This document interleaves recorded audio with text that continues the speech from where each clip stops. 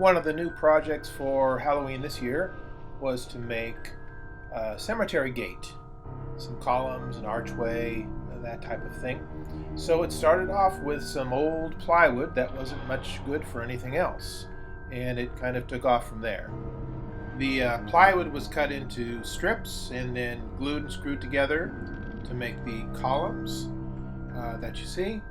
Some blocks were put in the top to make it easier to attach some top pieces to the columns. Also, some smaller boxes were made as bases for the columns.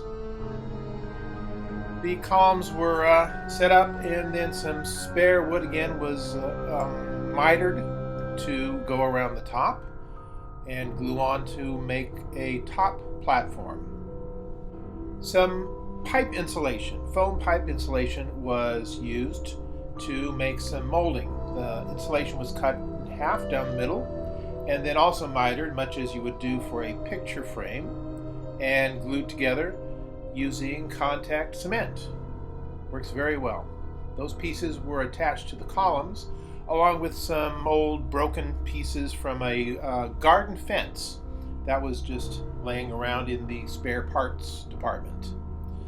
Those were all attached. A little test painting was done. Also, some skulls were attached just to make the columns look a little bit creepier.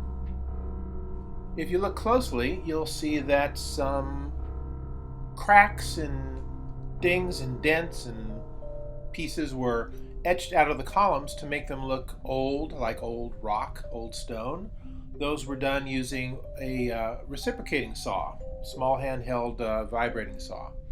Some cheap black plastic gurns were bought at Home Depot, and then they got a paint job with some teal blue and some gold to make them look like weathered bronze.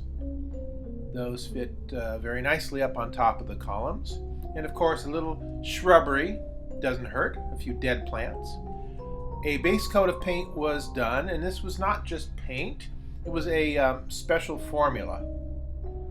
The coating is a mixture of exterior latex paint in sort of a brown shade here, mixed with some reinforced mortar, thin set mortar, and a bit of sand mixed in.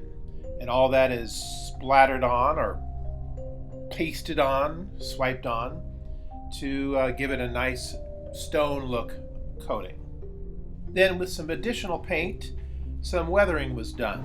Some shading with some more dark browns and blacks, some green used to make the stone look a little mossy and really give it that nice graveyard feel. Then we had to make a sign to go over the top. I wanted an arched cemetery sign that would straddle between the two pillars, the two columns. So some letters were laid out on, again, a piece of that old plywood.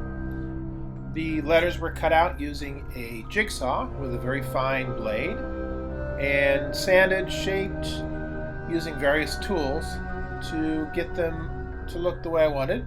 Then they were mounted on another piece of plywood, cut to the distance I needed. That was mounted with some pipe clamps to some PVC pipe.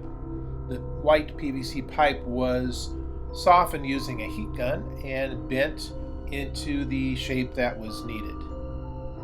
The sign then received some paintwork, again sort of patinaed to look as if the letters were made of metal perhaps. Here you can see how the sign and columns look at night with a test shot.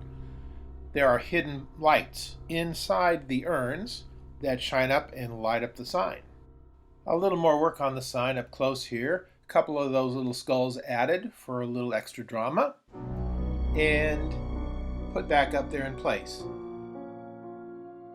Here you can get an idea of how the finished product looks, with some uplighting, some nighttime lights, and basically a finished product ready to go out for Halloween.